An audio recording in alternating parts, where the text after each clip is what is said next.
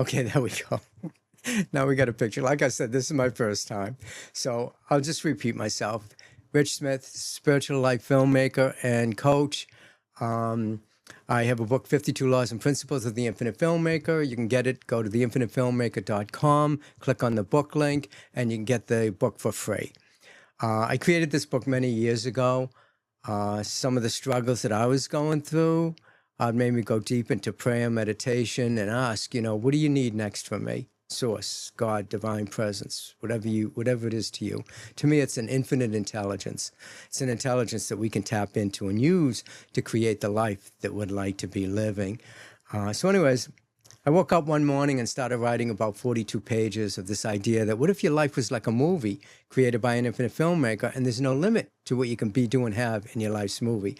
And then throughout the years, I started writing these principles and then started practicing the principles and noticed things started shifting in my life. So now that's what I do. I teach spiritual principles for success to creatives in the entertainment based on basically my infinite filmmaker teachings that are all in the 52 Laws and Principles of the Infinite Filmmaker. So today I want to start with principle number 34. I think this is the 34th week of the year out of the 52. So we're going to start with that.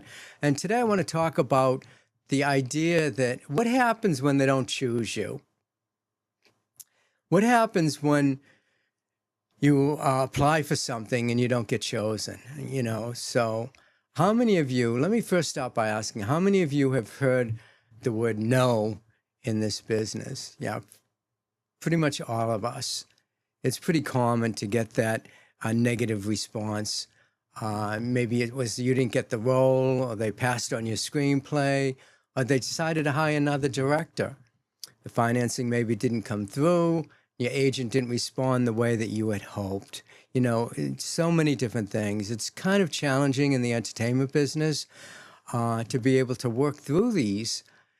So if you're in the entertainment business, you probably had some version of this happen to you. And here's what I find interesting. The actual rejection isn't the thing that hurts the most. It's what we make ourselves believe it is, what it means to us, what that rejection means to us. If somebody says that we're going in another direction and suddenly our mind goes, well, I guess I'm not talented enough. Or maybe I waited too long. Or maybe everybody else knows something that I don't. Maybe this just isn't going to happen for me right now. And so I know that I've been there. And the mind, I was studying with T. Harv Eker once, and he was saying the mind's job is to take you down. Basically, that's what happens to all of us. We just go with the negative. It's like you can go on a trip, and you can come back and had a great time on the trip, but you had some challenges, on the trip back. Maybe your plane was delayed or whatever. You get back, you tell your friends and your family, just horrible. The plane was late. I had to wait at the airport for 2 hours and I missed my flight and all of this other stuff. But yet you don't focus on the great things that happened during the vacation. The first thing that comes to mind is what didn't go right for you. So if you have like a producer that passes on you on your project, then you can turn that into something that kind of predicts the rest of your life. And that's what I want to talk about today, because Principle 34 from my 52 Laws and Principles of the Infinite Filmmaker says that there are many plots in your movie called life. So each of us is living our movie, that everything that we're experiencing on the outside is the movie of our life. And we can change that. We can rewrite the script to the movie of our life. So my Infinite Filmmaker 34 principle from my Infinite Filmmaker book states that there's many plots in your movie called life, and that one plot isn't necessarily better than another plot. One scenario isn't automatically good while another one is bad. There's simply different situations within the larger unfoldment of your life's movie. Now, I know that sounds wonderful when everything's going well. It's easy to say, oh, everything is unfolding perfectly when somebody just offered you the job, right? But then you get the phone call and we want you for the movie. Suddenly, you're incredibly spiritual, you're uplifted, you feel great about yourself, you're positive, and everything you believe is happening in divine order. I know that the universe has a plan for me, and I'm going along with it. But then maybe 2 weeks later, you get another phone call, that states, well, we decided to go with somebody else. And then suddenly that divine order has apparently left the building. Okay? So that's when the principle actually becomes unuseful. It's useful when these things are happening and not after they happen, because you got to break through some of these blocks that will stay with you for the rest of your life. It'll sit in your mind telling you that you're not good enough, you're not talented enough. And you got to break through that immediately. And so you go right to the principle, 32, that, there's many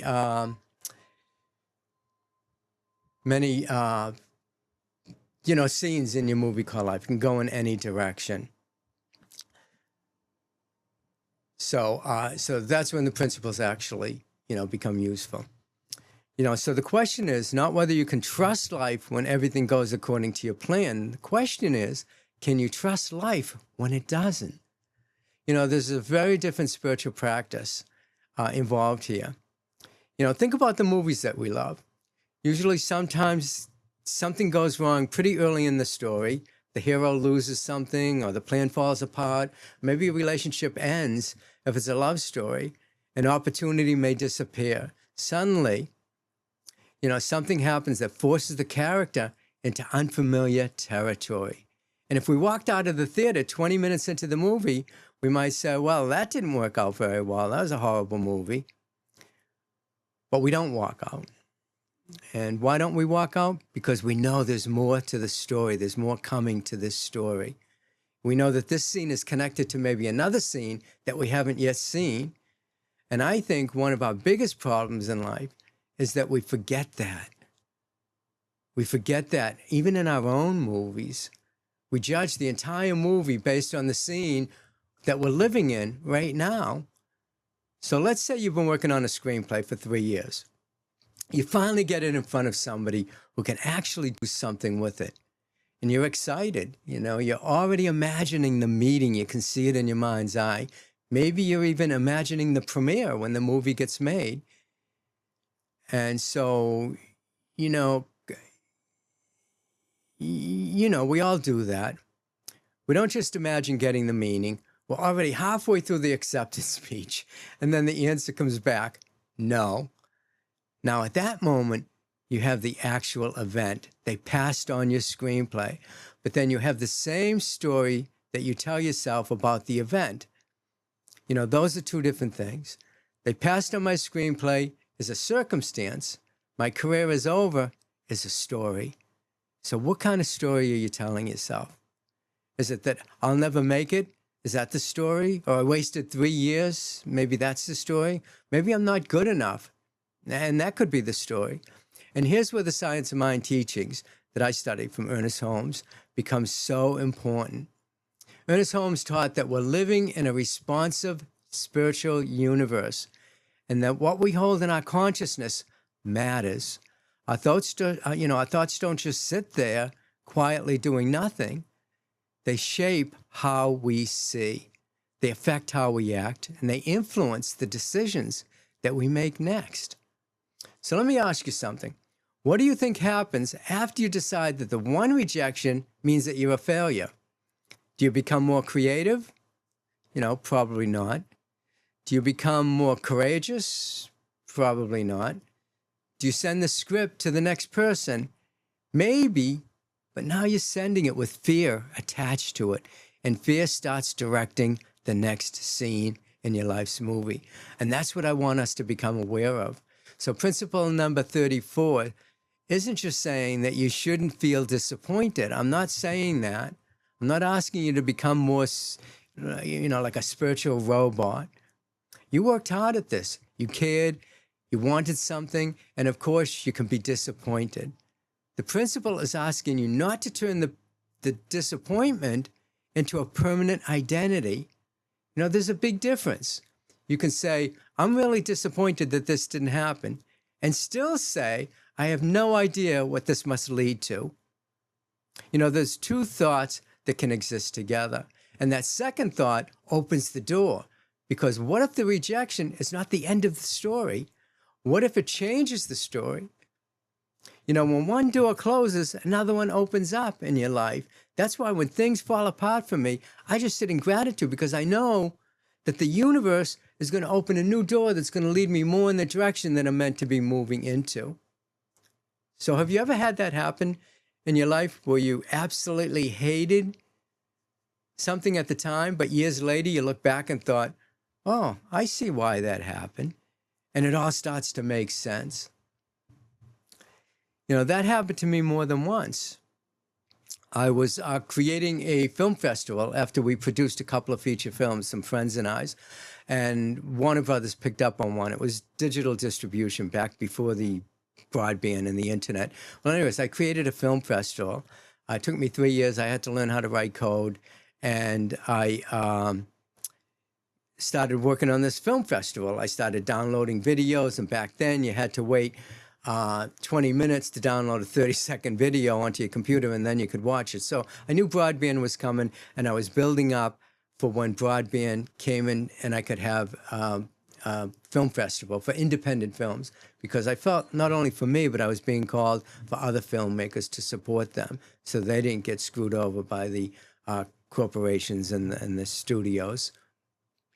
And so, to make a long story short, my computer crashed. I lost 3 years of work. I tried to rebuild it, couldn't do it. And I just said, I'm so depressed. I can't do this anymore. What am I going to do? I spent years on this, eight years probably each on getting the films made. And then 3 years building the film festival. I was like over it. And I went to bed and I said, I'm not getting out of this bed until you tell me what to do. And then I fell asleep. I woke up at 3 o'clock in the morning with this idea. What if your life is a movie created by an infinite filmmaker and there's no limit to what you can be, do, and have in your life's movie? Because you're working with the same power and presence that created the universe and everything in it. You have access to that. I knew that from my spiritual teachings, but to put it in this metaphor, it made a lot of sense. And then I started writing. 42 pages became 52 laws and principles of the infinite filmmaker, and I started practicing them over the last 15 years or more. And before I wrote the book, and I noticed that there were changes in my life. I started to manifest things, and after a while, I could just think about something, and it would pop into existence. And so that's why I felt called at this time. This is the door that closed. And I was so blessed, even though I was depressed at the time, because something else opened up for me. And now I coach independent filmmakers and producers, writers, actors in the entertainment business, teaching them how to break through some of the blocks that are keeping them from this success. So let's see where I leave off. Okay, I wanted the infinite filmmaker, God, divine presence, to sit down next to me with the screenplay and say, Rich, don't worry. Here's what happens in the next scene in your life's movie. And wouldn't that be great? Sometimes I'd settle for just a whole different scene that didn't feel right. You know, I'd just take action towards it, go work in a, Starbucks or something like that, just because I thought maybe that was the next thing, until all of this thing opened up for me to be able to teach spiritual principles. And so, I guess here's the thing I'm trying to say. When we're asked to decide who we're going to be within that scene of something going wrong, that's where our power is. Not in controlling every circumstance, not in forcing everybody to say yes, not in knowing exactly how the career will unfold. It's just having faith. Because our power is when the consciousness that we bring to the moment. So let's get back to that rejection. What if the producer saying no causes you to rewrite something that makes the screenplay better? That sounds good. What if not getting that acting job keeps you available for another role that's even better than the role that you were applying for, auditioning for? What if the director who didn't hire you forces you to go out and create something yourself? What if somebody else's rejection finally makes you stop waiting for permission? We don't know, and that's the point. We don't know enough to declare the next scene, whether it's going to be good or bad. We know we didn't get what we wanted, and that's different. But Principle 34 says that there's a deeper plot going on here. You know, to me, the infinite filmmaker knows you better than you know yourself. And it also knows how to get you exactly where you're meant to be. And it can align the right people, places, and things for you to create success. If you're not moving in a direction that feels not so good, you got to move in a direction that feels good. It felt good when I wrote these 52 laws and principles of the infinite filmmaker. I got a good feeling. I know I was in the right environment. I knew that this was my calling in life, that I had to go through all the pain and suffering as an independent filmmaker, cinematographer, then an independent filmmaker, and a producer, to be able to get to this point where I'm doing years later what I feel like I'm meant to be doing. And so the true plot in your life's movie is the one that's written by the infinite filmmaker. You know, you're co-writing the screenplay of your life with the infinite filmmaker. And I've always said that, you know, we're writing the screenplay of our life. And so, but we're using the assistance of the infinite filmmaker that knows all, sees all, does all, is all. And it's working in and as and through each and every one of us to create the movie of our life. For me, that means that there's an intelligence that's greater than my limited perspective. And I can turn towards that. I can turn towards that intelligence through prayer and meditation and visioning and tapping. There's ways to connect with that power and presence within. You know, I teach in my Infinite Filmmaker teachings that we're individualized, unique expressions of the infinite. If you're looking for this infinite filmmaker, God, divine presence out there looking to do something to you, you're looking in the wrong place, because whatever it's doing, it's already doing it through you. And it's using the same power and presence, like I said, that created the universe and everything in it. We have access to that. When you can connect with this divine presence within, I call it the genie within. And unlike a Disney genie that gives you 3 wishes, this genie gives you unlimited wishes. It's within each and every one of us. That's what's been hidden our whole life, within us, not out there. You can't look to a casting agent to give you the job. You can't look to a financier to give you funding for your film. They don't have the power. You have the power. It's within you, within your own consciousness. Do you believe that you can raise the money for your film? Do you believe that your film's worthy of this? And you keep pushing and moving your feet. And then finally, it comes into fruition because you believed it. It's all measured according to your belief. That's what the master said over 2,000 years ago. It's measured according to your belief. If you say to this mountain, fall into the ocean, and believe it, it's going to fall into the ocean. But it's really hard to hold on to that belief that you can raise the funding for your multi-million-dollar film when you're looking out at an industry that says, no, you can't. You're not good enough. Your film's not good enough. I've seen films that were horrible that got made for millions of dollars. So it's infinite potentiality out there, infinite potential for you to get the money. You just have to believe it. If you believe it, you can receive it.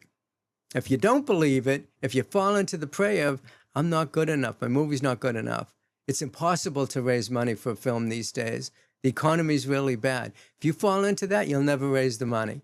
You have to break through that. I often say that life is like a mirage in the desert. The movie that you're looking at in your life that's all around you, everywhere, it's like a mirage in the desert. And you can see right through it and move through it. So all of those blocks that were there that keeping you from your success through your consciousness, you can break right through those and see right through those. You know, the science of mind teaches that there's one life, one mind, one presence, operating through all of creation, and that life is operating through you and through me, through each and every one of us. You know, we're all individually creating our individualized movie by what we think about, what we talk about, what we act upon, what we imagine in our imagination. We're creating the movie of our life. The universe picks up on our thoughts, picks up on the words that we speak, and it creates out of that. And so we're co-creating the movie of our life. We're putting it out there in the universe it just it just picks up on what you're thinking about, and it creates out of it. It doesn't say, no, I'm not going to give you this, or I'm not going to give you that. It doesn't have that ability. It's always fulfilling of itself in and as and through each and every one of us. And the talents that you have, the gifts that you have, the desire that you have, the passion that you have, that's just the infinite filmmaker wanting to create in and as and through you. Why would it hold back anything from you? And it wouldn't. What filmmaker would hold back from supplying his cast and crew and actors and studio whatever they need in order to make the best possible movie? And they wouldn't. The infinite filmmaker doesn't hold anything back from you. So this life is operating through you, not in the past, right here and right now. You're creating the movie of your life in this moment, in this instant, with these thoughts that you're having, with the actions that you're taking. You're writing the screenplay for your life's movie right here and right now.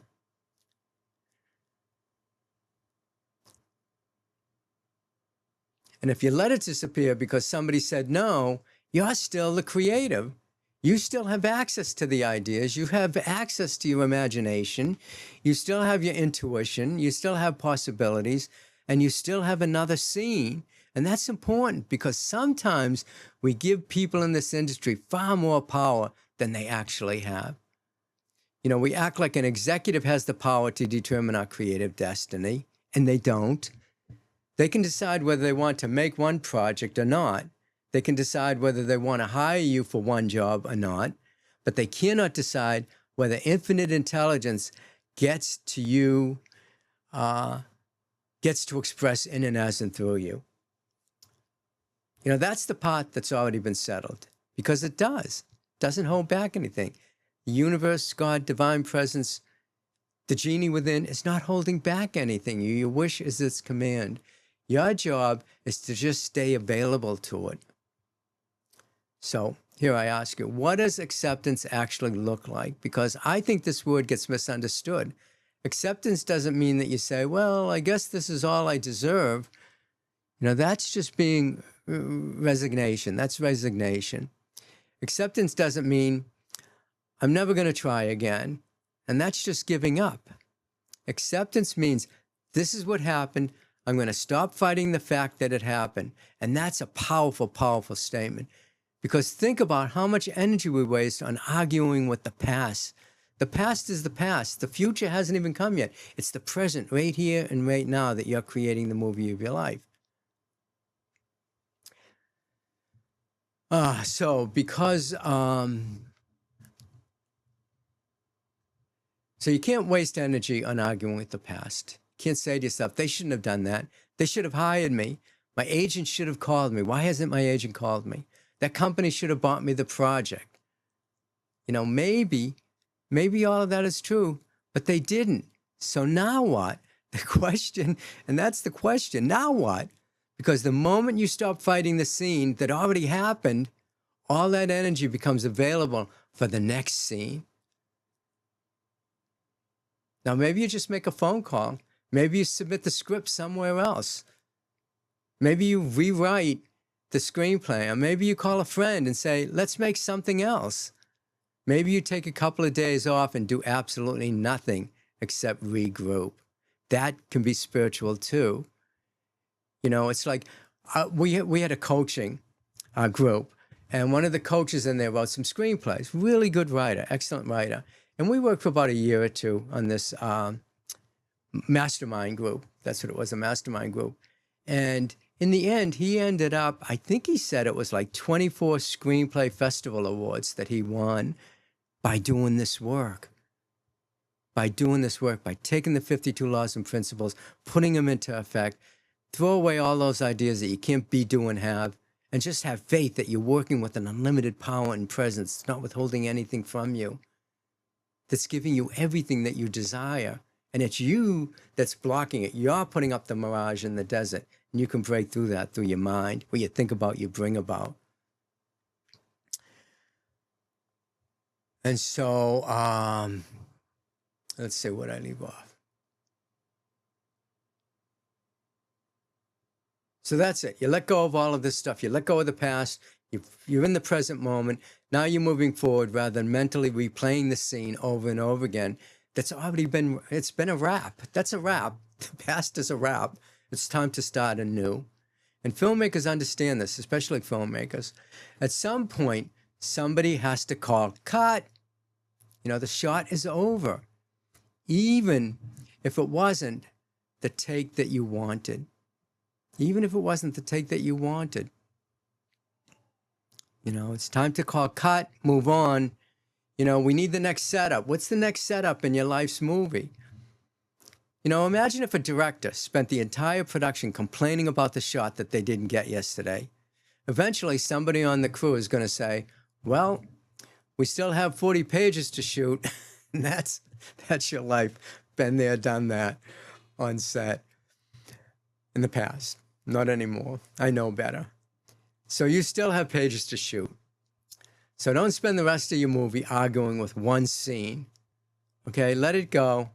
And here's another thing I want you to think about. What if your spiritual practice became less about asking, excuse me. What if your spiritual practices is about less than about asking, you know, why didn't I get this? And more about saying, what is trying to emerge through me? Feel the difference. Why didn't I get this? And what is trying to emerge through me? You know, feel the difference in those two questions. Why didn't I get this? Keeps your attention on the closed door. What wants to emerge now gets you listening again. And listening is a huge part of this infinite filmmaker teaching, because I believe that there's a creative intelligence within each and every one of us that is continually communicating with us. It's always communicating with us. I say that prayer is asking for God for something. Prayer is speaking to the divine, and meditation is listening to the divine. So this creative intelligence that's within us, it's continually communicating with us. You know, we can call it intuition. You get an intuition about something. That's the divine speaking within you. Inspiration. You get inspired to move towards something. I was inspired to write my book, 52 Laws and Principles of the Infinite Filmmaker. That's God speaking to me. A gut feeling. You can call it a gut feeling. Divine guidance. Okay, that's what it is, divine guidance. But sometimes we can't hear it because we're making so much noise complaining about what didn't happen. So maybe today you've been carrying a rejection far too long. Maybe it happened last week. Maybe it happened 10 years ago. Maybe you still have a little conversation going on in your head with somebody who probably doesn't even remember saying no to you. So do you know what I mean? You know, there's a thing that I teach in my Infinite Filmmaker teachings, cause and effect. If you're a victim, if you're focusing on what didn't work out for you and building more of that, what you focus on expands, what you think about, you bring about. If you're thinking about that and focusing on that, you're living at effect. The effect of what's going on around you. Okay, that's why I say it's all an illusion, because that illusion will give you an effect. But we can be the cause of our life's movie unfolding. We're setting the cause in motion to create the effect that we want. I know this sounds really, really strange, but you got to change the way you think, change what you believe, change how you feel, change what you're imagining, so that you can create the effect that you want, which is going to be for your highest good and all those around you and everybody around you. That's what my Infinite Filmmaker teachings are all about. It's creating a community where we come together and keep each other positive, keep each other in alignment. I had another mastermind group that I'm going to now that we get together every Sunday or every other Sunday mostly. And we just sit and we talk about what's good in our life, the successes that we've had. And when we first started out, I was really negative. They'd gong me with the gong. Every time I got negative, I had to stop and change what I was saying. Take take a negative and turn it into a positive affirmation. And it really was powerful. It got me thinking about what I'm talking about and stopping myself and saying, no, don't go there. Let's create what we do want. Talk affirmatively. So if you still have these conversations going on in your head, you probably don't even remember people's rejecting you. So you know what I mean? They move on with their life, and they're still winning arguments with them in the shower. You still like... There was an old Buddhist saying that I heard a long time ago where the monks weren't supposed to touch women or pick them up or anything, and they were crossing a river and on these stones, and this woman was on the other side. She wanted to cross over, so the monk picked her up and carried her over and put her down, and his person that was under him said, you know, what'd you do that for? And that's all he talked about. The rest of the thing was, why did you do that? You're not supposed to touch women in that way. And the monk goes, I put her down hours ago and you're still holding her. And that's what it's all about. Maybe it's time to let that scene go. Not because, you know, what happened didn't matter, but because you matter more than what happened. Your creativity matters more. Your peace, the peace that you have within you matters more. The future that wants to express itself through you matters more. And here's what I'd like to, I'd like us to practice this week. Try doing this. When something doesn't happen the way you wanted, catch yourself before you label it. Have a gong like we did in our mastermind group. Just have that gong. We don't need the gong anymore because we've committed to just focusing on what we do want to talk about, our successes, our vision, what we're creating in the future. Not what we want to create in the future, what we're creating in the future right now. And what is it going to look like once it comes into fruition? I do a thing called a spiritual mind treatment. And it's a 5-step process that I use. Recognition, unification, realization, thanksgiving, and release. It's the same consciousness that the master used thousands of years ago. I call it the infinite filmmaker. He called it the Father. You know, the Father within. I'm connected to it. You're connected to me. Therefore, you're connected to the Father. Well, I say that we're one with the infinite filmmaker. We're connected to it. And whatever it's doing, it's already done. We just give thanks and gratitude for the thing that we want to experience, knowing that it's already done in the mind of the infinite. It's going to come into fruition, especially if you follow through with these spiritual principles that I'm talking about. For me, when I do a spiritual mind treatment for somebody, it usually pops in within the next day or two for them because I have such faith and belief that my reality is that the words that I speak, the prayer that I speak about, I put out to the universe is going to come back to me fulfilled by law. I believe this so much because I've experienced so many things happening in my life just like that. Think about something, boom, it shows up. My wife was saying, you got these plants out there that are all dying. Maybe we should just go get some beautiful flowering plants. And then we went for a walk to walk the dog, and there's this plant, beautiful plant, but it was dead. It was all wilted, sitting in a pot. And even the buds were wilted and dripping. I brought it home, I put in soil, I watered it, and a couple of hours later, I brought my wife out and said, check this out. Look what happened. The thing just blossomed. The leaves were firm again. Even the buds that would look like they were wilting and dying came to life again. And so it's what you think about, you bring about. And so that's the whole idea about this community that I'm creating. So before you say that this is terrible, this is a disaster, this just proves that I'm a failure.